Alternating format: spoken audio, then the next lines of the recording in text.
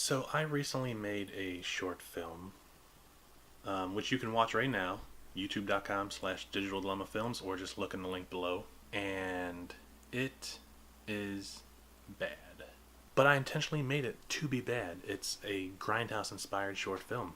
I did not tell any of the actors involved ahead of time that it was a Grindhouse-inspired short film. Why didn't I tell them it was a Grindhouse-inspired short film? Well, I wanted real performances. I didn't want them to ham it up. So we shot it over the course of 2 weeks, on 2 different Sundays. Oh no, 3 weeks on 2 different Sundays. Mainly because when the actors got hurt, Brian got hurt. It wasn't always a pleasant experience. The first day I was really fucking annoyed because everyone showed up really late. The second day wasn't so bad. So enjoy, and if you want, you can watch the short film. Link below.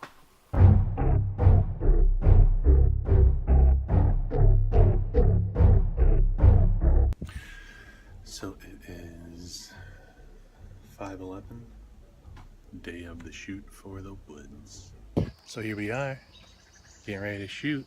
I just got a message from Mr. Blackwell saying that he's at Brian's house waiting for Brian, and then they'll be here as soon as they can.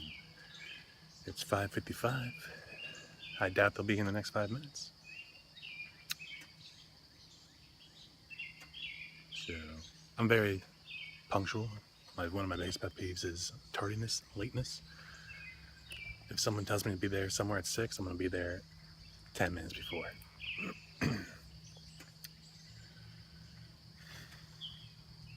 No one else I know abides by that rule, aside from my cousin.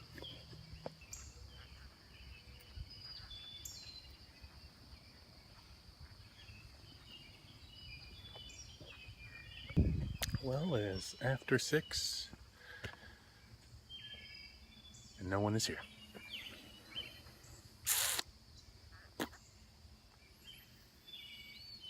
Good start to a good day. You know how I knew today wasn't going to go so well? When I got a text from from one of the guys in the short last night, and he texted me, "Who am I playing?" That's when I knew today's going to be a shit day. Still nobody. Modell just called me and said he was leaving now. He should be here in 20. That defeats the whole purpose of meeting at 6, so we can start moving at 6 and get to a certain spot so I can shoot with a certain light. Now I'm not going to have that light. Fuck. Great day. It's almost 6:30 right now. Still nobody. Nothing but calls or fucking texts. I wish they would have told me yesterday that they were all going to show up late, and then I wouldn't have gotten up so fucking early.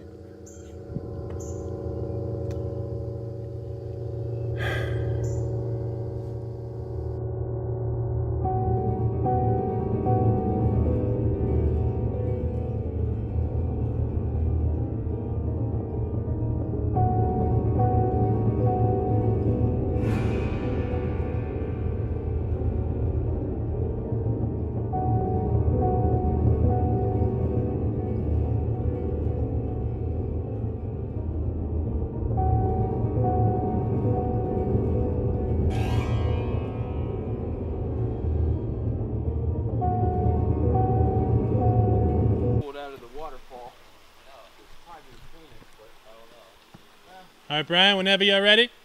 Quiet, everybody. Action.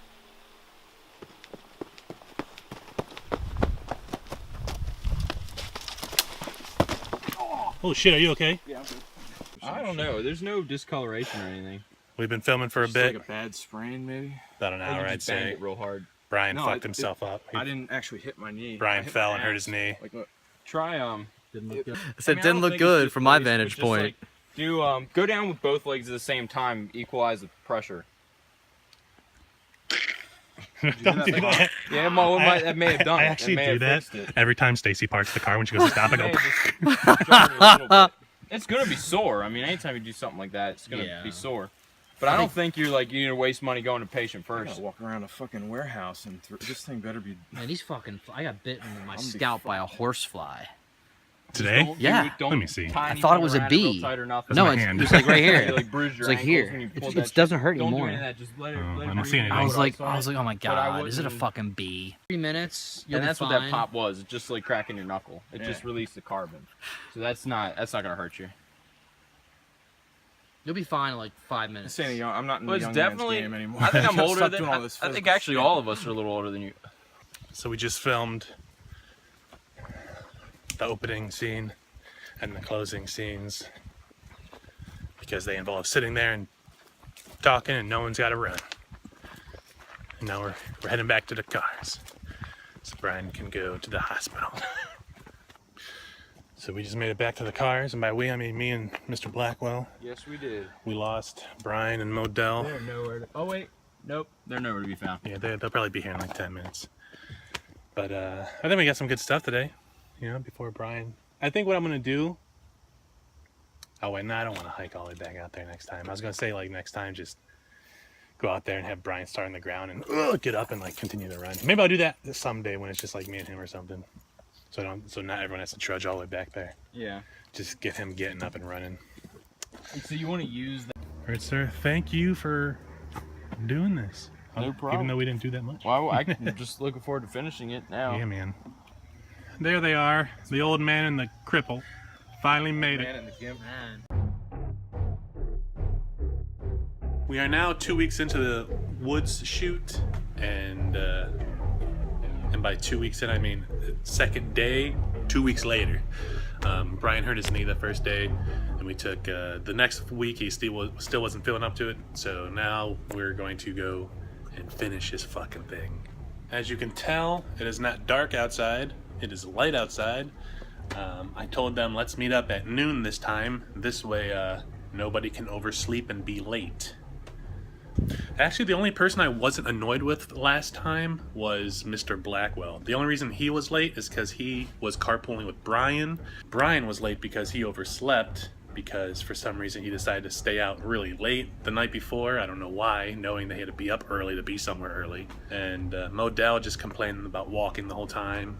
And then when Brian hurt himself, he was like, well, that's good because it'll give me time to learn my lines. Like, you should have known the lines already. But the night before that shoot, he had texted me asking me who he was playing, so I wasn't really surprised when he said he didn't really know his lines. So I feel the only person taking this thing seriously is Mr. Blackwell. He messaged me about a week ago discussing his character and the script and one of the scenes that takes place.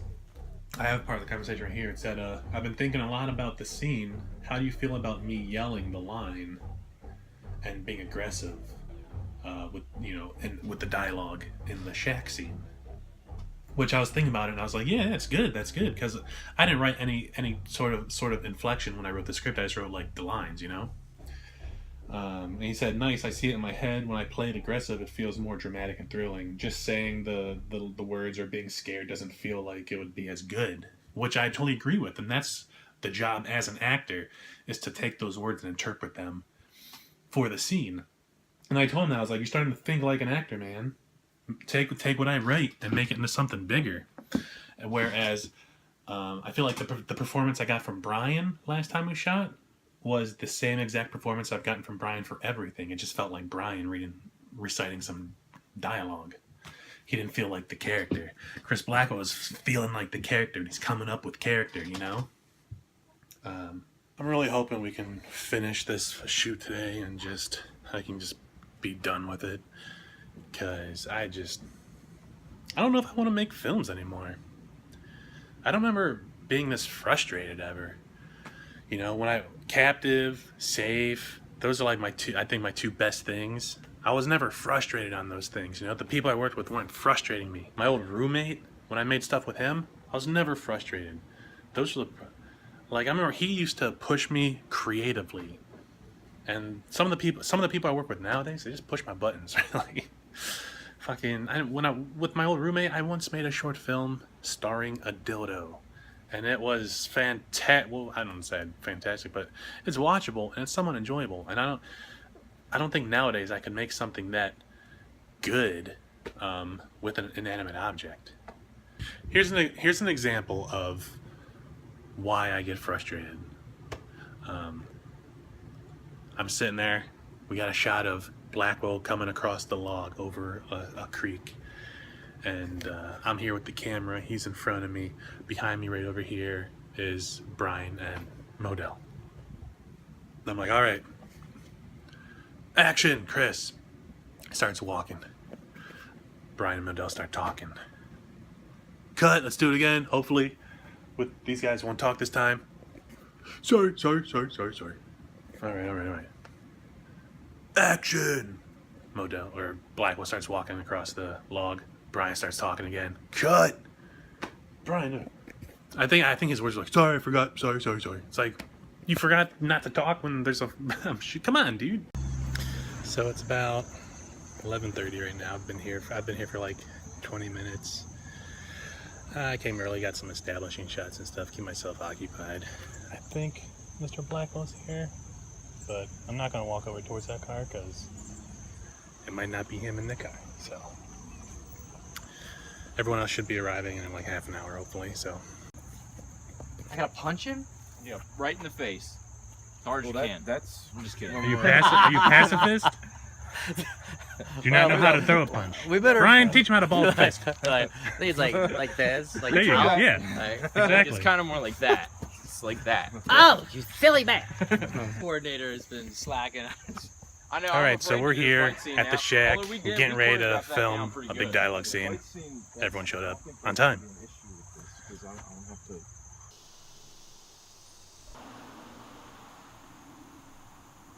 All right, so we just finished the shack scene. How'd everyone feel about it? pretty good. Yeah. Let's go. Let me get a picture of us here. Let's get out of here. Can I get a picture? Sure, go ahead. So we are heading off towards one of my most anticipated shots in the film, the light versus dark shot. Brian and Chris are behind us, as usual. But at least this time they have stuff to carry themselves, so yeah. And I don't know, I think we just did a shot. It's probably one of my favorite shots so far that we've done. The canteen search. Yeah. I think it's my favorite shot we've done so far. I don't want to say anything, but there's a lot of good ones.